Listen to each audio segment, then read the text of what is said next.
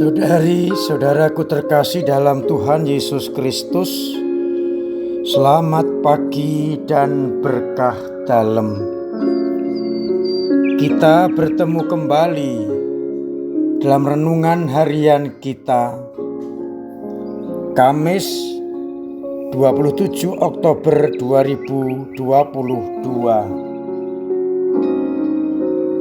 Seperti biasa, kita mendasarkan renungan kita pada bacaan Ekaristi hari ini yang dikutip dari surat Paulus kepada jemaat di Efesus bab 6 ayat 10 sampai 20. Paulus minta agar umat di Efesus dan kita mengenakan perlengkapan senjata Allah agar kita tahan berdiri terhadap serangan-serangan iblis. Sedangkan pada bacaan Injil, Yesus yang tahu bahwa akan dibunuh di Yerusalem tidak mau menyingkir meskipun diancam oleh Herodes. Ia tetap berkomitmen akan tugasnya untuk mewartakan kabar gembira kepada orang-orang yang sakit, orang miskin, orang menderita. Dia akan tetap mengusir setan dan menyembuhkan orang hari ini, esok, dan selama-lamanya. Yesus tahu bahwa saatnya akan tiba dan akan dibunuh di Yerusalem, namun ia tidak menghindar karena tugasnya adalah membawa kabar sukacita dan mengenakan perlengkapan senjata dari Bapa. Saudari-saudaraku terkasih dalam Kristus, kita semua tahu bahwa di dunia ini ada dua kutub, kejahatan dan kebaikan. Sebagai orang-orang yang benar, orang-orang pilihan Allah, kita pasti akan selalu diintip, bahkan dilawan oleh roh jahat. Maka Paulus mengajak umat di Efesus dan kita semua agar mengenakan perlengkapan senjata Allah hingga kita tetap tahan berdiri melawan tipu muslihat iblis yang nampak dari dorongan-dorongan duniawi.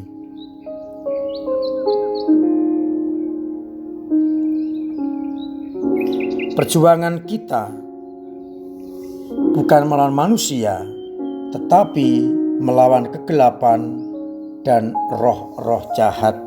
Maka kita diminta mengenakan perlengkapan senjata Allah, yakni kebenaran, keadilan, damai sejahtera, dan kita menggunakan perisai iman untuk menangkal semuanya itu. Kita diajak untuk menggunakan perisai iman dan senjata Kristus dengan berdoa setiap waktu dalam roh dan berjaga-jaga menghadapi musuh-musuh itu.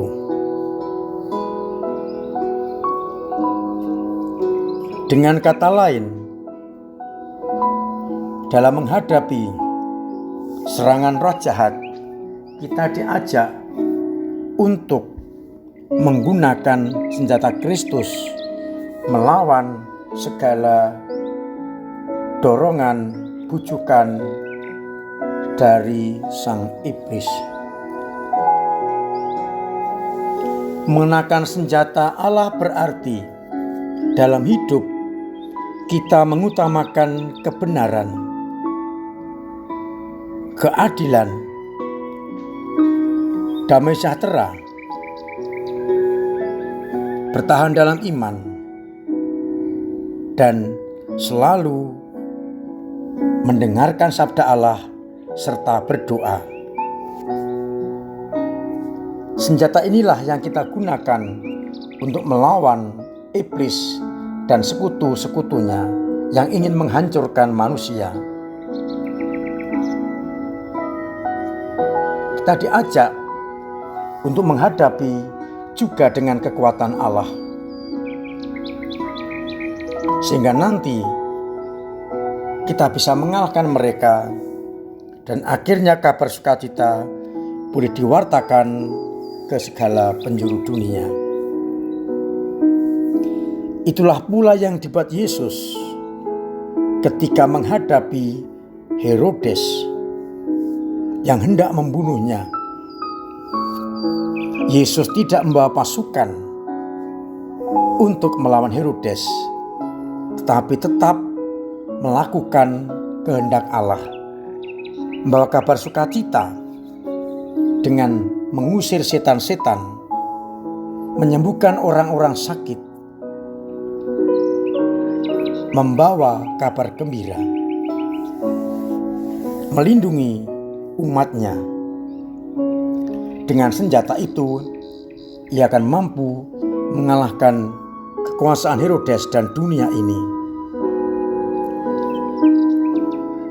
Karena Yesus yakin kemenangan bukan karena bisa menguasai dunia, tapi kemenangan karena bisa menguasai kejahatan dan boleh tinggal bersama dengan Allah dalam kerajaan surga.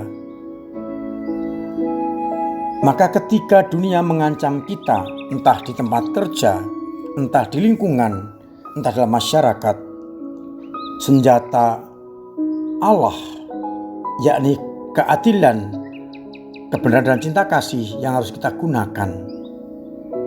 Bukan dengan kekerasan, bukan dengan power, tetapi dengan keadilan, dengan cinta kasih dan kebenaran.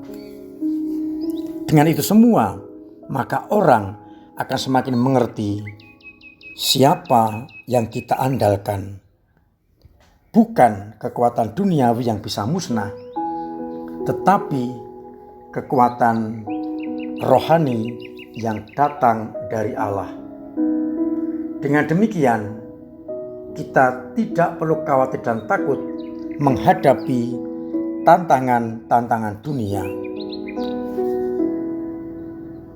Kemenangan bukan terletak pada apakah saya menguasai dunia, tapi apakah nama saya tercatat di dalam kerajaan surga. Dan untuk itu terus kita akan sungguh-sungguh dikatakan oleh Paulus dalam bacaan yang pertama. Kita memakai ikat pinggang kebenaran, berbaju jirah keadilan, dan berkasut kerelaan untuk memberitakan Injil dan damai sejahtera. Kita akan menerima ketopong keselamatan dan pedang roh, yakni sabda Allah dalam segala doa dan permohonan kita. Dengan demikian, kita akan mampu melindungi hidup kita, jiwa dan raga kita dari serangan-serangan iblis, karena kita mengenakan senjata Allah. Pertanyaan permenungan untuk hari ini: apakah selama ini aku dalam menghadapi tantangan dunia menggunakan perlengkapan senjata Allah, atau aku menggunakan senjata duniawi? Semoga kita mampu untuk mengalahkan semuanya dengan senjata rohani yang kita dapatkan dari Kristus sendiri. Semoga dengan demikian akhirnya semua orang bisa mengalahkan kuasa kejahatan dan dunia lewat senjata rohani Allah itu. Tuhan memberkati kita sekalian. Amin. Marilah kita berdoa. Bapa yang penuh kasih, kami bersyukur karena Engkau telah memberikan kepada kami senjata yang ampuh untuk melawan segala kejahatan. Namun tak jarang kami masih memilih senjata duniawi, kesombongan, kekayaan, kekuatan, kepandaian, sehingga kami sekali jatuh. Maka mampukanlah kami untuk memakai senjata Kristus di dalam kehidupan kami, sehingga akhirnya kami mampu mengalahkan dunia dengan kebenaran, keadilan, dan cinta kasih. Bantulah umat-Mu yang sedang berjuang untuk mewujud nyatakan senjata itu. Sembuhkanlah yang sakit, bantulah mereka yang beban berat dengan keringanan, dan uraikanlah masalah yang ada dalam keluarga masing-masing. Dan semoga yang mengalami kesulitan ekonomi Engkau bantu lewat sesamanya, agar akhirnya semua orang boleh mengalami kasih setia-Mu. Semoga akhirnya banyak orang tetap menggunakan senjata dari Kristus. Kami masih berdoa untuk Nawanto yang sedang sakit. Semoga Engkau jamah, Engkau sembuhkan, sehingga boleh beraktivitas seperti sedia kala. Dan semoga akhirnya banyak orang tetap mempercayakan hidupnya hanya kepadamu dengan menggunakan senjata Kristus. Dan semoga akhirnya Kau berkenan memberkati kami semua, Bapa dan Putra dan Roh Kudus. Amin. Saudari-saudaraku terkasih dalam Kristus, tetap saya ingatkan, saya wajibkan untuk mematuhi protokol kesehatan, untuk menjaga imun, untuk melaksanakan protokol dengan serius. Jaga imun, hidup sehat, pakai masker, cuci tangan, agar akhirnya kita terbebas dari virus corona.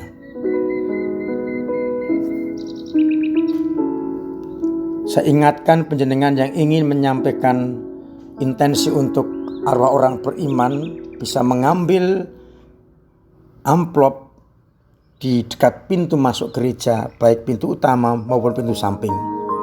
Setelah diisi dengan nama-nama yang akan didoakan dan juga stipendium, segera ditutup, dilem, dan dimasukkan kembali ke kotak yang ada di pintu masuk gereja. Semoga dengan demikian semuanya aman dan bisa nanti direkap oleh bagian Komsos. Saya ingatkan batas paling lambat tanggal 31 Oktober dan maksimal 1 amplop 5 nama, beri kesempatan kepada yang lain agar juga bisa menyampaikan intensinya. Kalaupun jumlah orang didoakan lebih, silakan menggunakan amplop yang lain, amplop kedua dan ketiga dan seterusnya.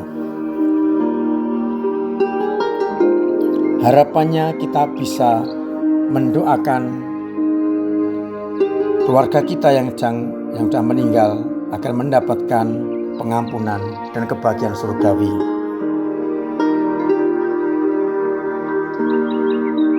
Untuk mendapatkan indulgensi penuh, tanggal 1-8 November mengunjungi kubur dan berdoa di gereja, dimintakan intensi.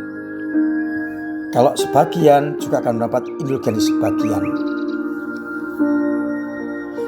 Untuk pembangunan tetap saya himbau kita berkontribusi dengan cara kita masing-masing. Dengan cara dana kita, tenaga kita, dan doa-doa kita. Untuk dana bisa melewati kolekte kedua, kolekte pembangunan, atau juga dengan scan barcode, atau dengan transfer, atau langsung kepada saya, atau juga dengan amplop pembangunan yang sedia di pintu masuk gereja. Mudah-mudahan dengan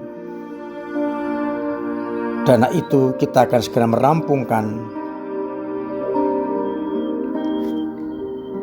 gedung serbaguna dan bisa kita pakai. Mudah-mudahan Natal bisa sudah selesai. Terima kasih semua yang telah berkontribusi untuk gereja dengan caranya masing-masing. Semoga dengan itu semua kita mampu untuk mengembangkan gereja kita. Akhirnya saya mengucapkan selamat pagi, selamat merenungkan, salam sehat, Tuhan memberkati.